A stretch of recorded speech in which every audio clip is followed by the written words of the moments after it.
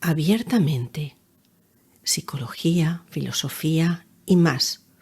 Hoy, el arte de mentirse a uno mismo, el autoengaño.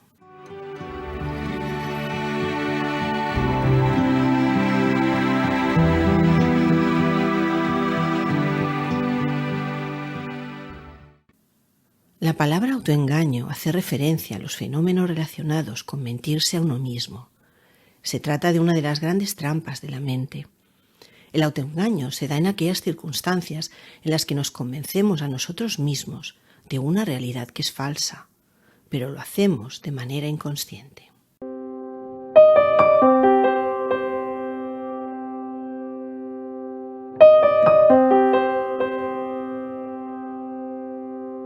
La diferencia entre mentira y autoengaño se encuentra en que cuando la persona miente es consciente de que no está diciendo la verdad, mientras que en el autoengaño se acepta como verdad una realidad que es falsa sin ser consciente de ello.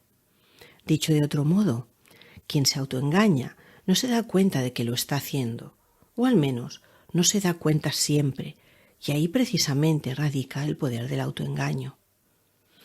Mientras no nos damos cuenta, el autoengaño despliega su poder de una forma que podríamos calificar como silenciosa y camaleónica.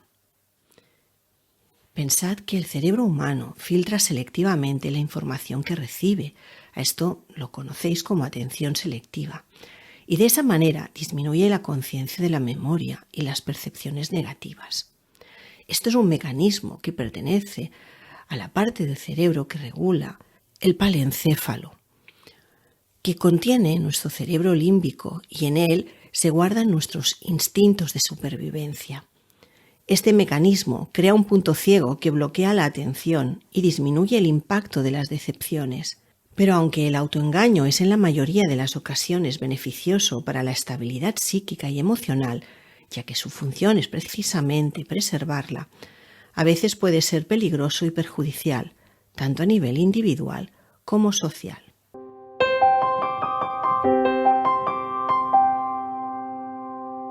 Existen diferentes tipos de autoengaño.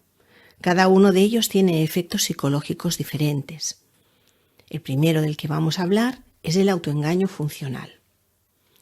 El autoengaño funcional se da en situaciones en las que la persona se miente buscando convencerse de que su decisión es la correcta. El ejemplo más conocido de autoengaño funcional lo encontramos en la fábula de la zorra y las uvas. En esta fábula, la zorra, caracterizada por su astucia, se siente atraída por un suculento racimo de uvas y trata de alcanzarlo saltando repetidas veces. Tras unos cuantos intentos fallidos, la zorra deja de intentarlo y enfrenta su frustración autoengañándose. Así que se convence de que ya no quiere las uvas pensando en que no están lo suficientemente maduras. A este engaño representado en la fábula de la zorra y las uvas se le considera un autoengaño funcional. Este tiene una función muy clara y de ahí su nombre. A la zorra el acto de mentirse a sí misma le resulta útil para evitar el malestar que deriva del fracaso de no haber satisfecho su necesidad de alcanzar las uvas. Cuando vosotros a veces me decís, no, ese chico no valía mucho la pena, ya habrán otros que me van a interesar mucho más, y luego seguís hablándome de todas las cualidades de este chico.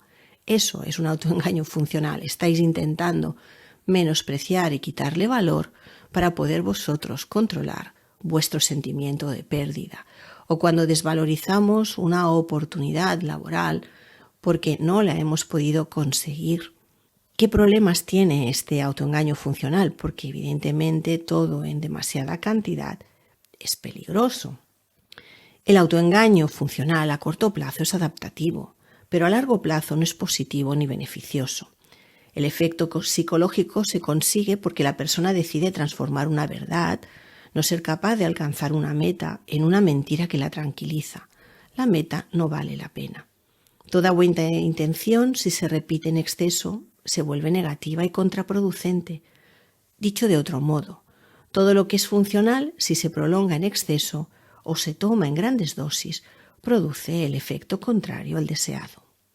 La persona que utiliza habitualmente el autoengaño no se desafía a sí misma y se mantiene dentro de su zona de confort de manera constante, porque en lugar de prepararse para adquirir las habilidades necesarias para alcanzar la meta que desea, continúa mintiéndose a sí misma pensando que aquello que deseaba ya no es tan valioso o que no merece la pena el esfuerzo que demanda el logro.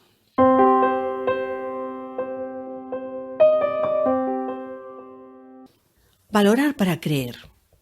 El autoengaño denominado valorar para creer surge de la necesidad de terminar con la disonancia cognitiva. ¿Qué es la disonancia cognitiva? Pues por disonancia cognitiva se entiende la ansiedad o incomodidad que experimenta la persona cuando sus actitudes o creencias chocan o entran en conflicto con sus actos. En consecuencia, el individuo puede intentar modificar su conducta para evitar esa sensación displacentera y reducir la tensión. El autoengaño de valorar para creer se caracteriza por el convencimiento de que si algo cuesta mucho dinero, mucho tiempo o esfuerzo, tiene más valor que aquello por lo que no hemos pagado un precio tan alto. De ahí, por ejemplo, que valoremos más la pertenencia a un grupo al que nos ha costado entrar más que a otro al que no, o que cosas se nos dan bien no las identifiquemos como cualidades o fortalezas. En situaciones en las que la persona se tiene que esforzar mucho para alcanzar una meta, tanto si la meta le es atractiva como si no, su atención se dirige de manera selectiva a todo lo que le confirma que su objetivo es valioso. Se termina creyendo que la meta es valiosa para justificar la inversión realizada. De otra manera, aparecería la disonancia. Me sentiría frustrado.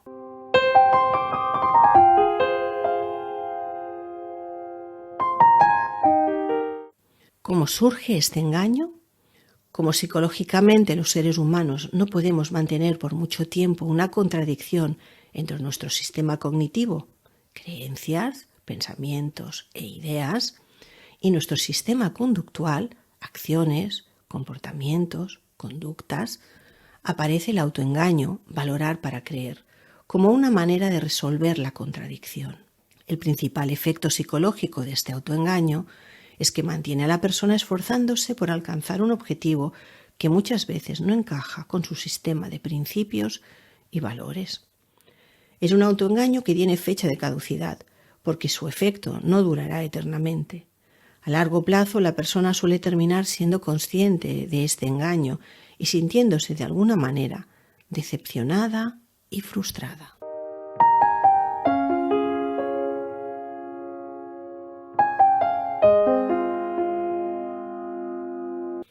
El autoengaño consolatorio.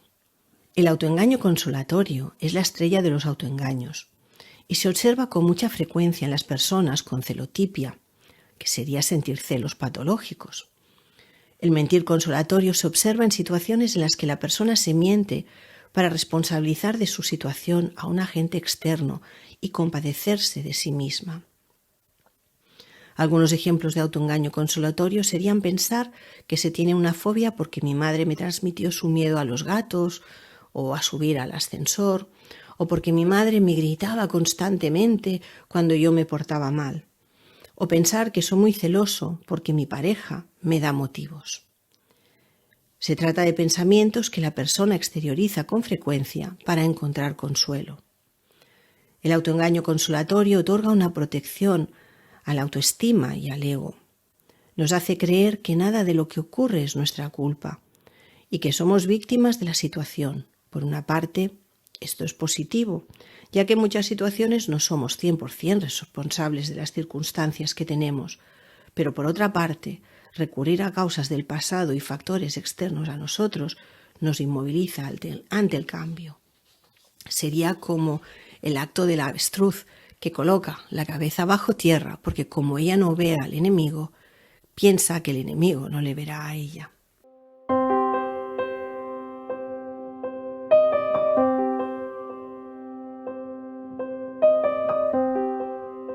La trampa del autoengaño consolatorio es ese mentir consolatorio que nos protege. El problema de una protección que se mantiene demasiado tiempo es que nos impide la posibilidad de crecer psicológicamente. Y el efecto psicológico de este autoengaño es que nos impide afrontar las problemáticas, que nos hace sentirnos mal y nos confirma que es imposible superarlas. Y como siempre estamos tirando balones fuera, siempre estamos responsabilizando a los demás de lo que nos ocurre, de lo que nos hace sentir mal, siempre estamos en el papel de víctimas que no pueden salir de ese circuito viciado en el que nunca van a ser ellos los capaces de poder encontrar la solución.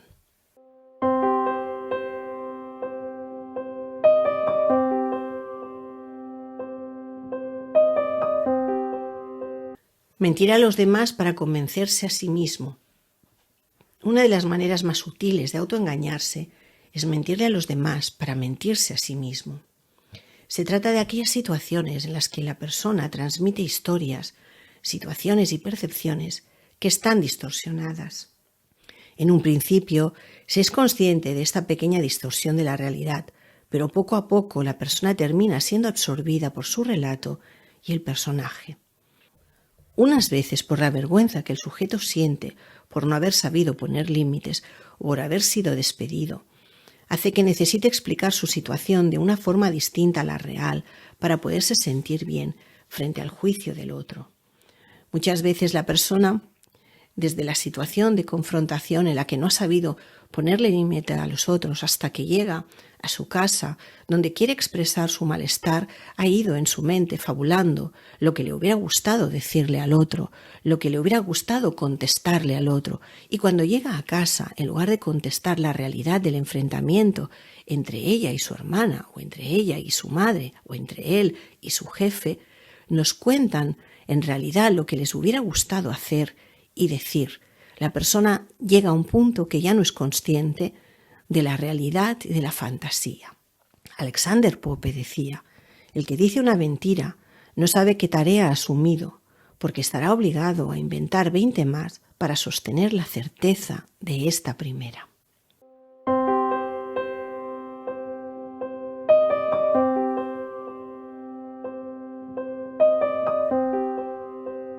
Si este mecanismo de mentirse para mentir a los demás se repite varias veces, la mentira se transforma en verdad, también para quien la ha creado.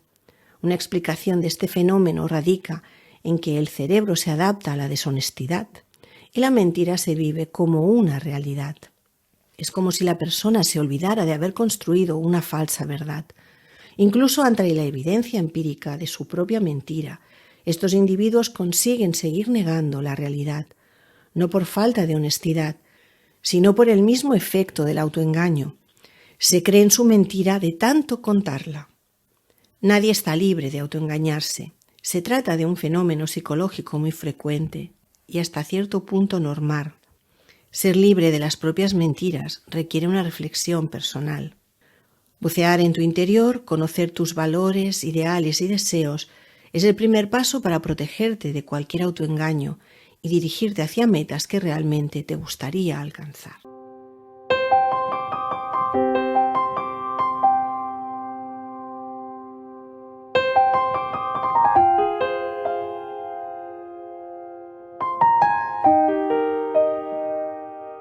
Siempre que es posible, me encanta recomendaros libros o películas que puedan dar una mayor comprensión al tema que hemos tratado en el podcast.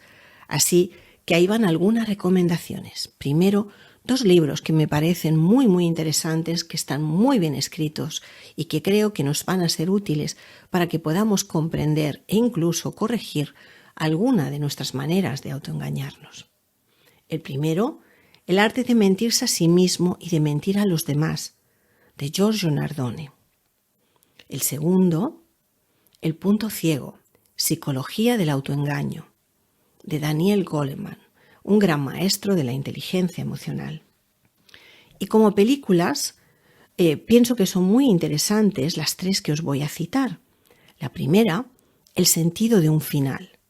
Sale Charlotte Rampling en él con toda una maravillosa interpretación. El argumento nos dice: ¿podrá Tony afrontar la verdad y hacerse responsable de las devastadoras consecuencias que sus actos han provocado después de tanto tiempo? O bien Revolutionary Road, de Sam Mendes, cómo nos autoengañamos sin darnos cuenta, quedando atrapados en una vida sin sentido. Es una maravillosa película, está basada en la América de los años 50. Y por último, una española, Los amores cobardes, de Carmen Blanco, o cómo afrontar las heridas y los miedos y los engaños del pasado, con una genial interpretación. Hasta aquí el podcast de hoy. Si queréis saber algo más sobre el spa y el Enflix, podéis entrar en mi página web www.elenflix.com o en mi Instagram @elenflix o en el Facebook Elenflix o en el Elenflix Escritora. También podéis encontrar los podcasts, vídeos, conferencias en el canal de YouTube Elenflix. Siempre os pido que me hagáis llegar vuestros comentarios o peticiones de temas que deseéis que trate en este espacio de Abierta Mente. Gracias por escucharme.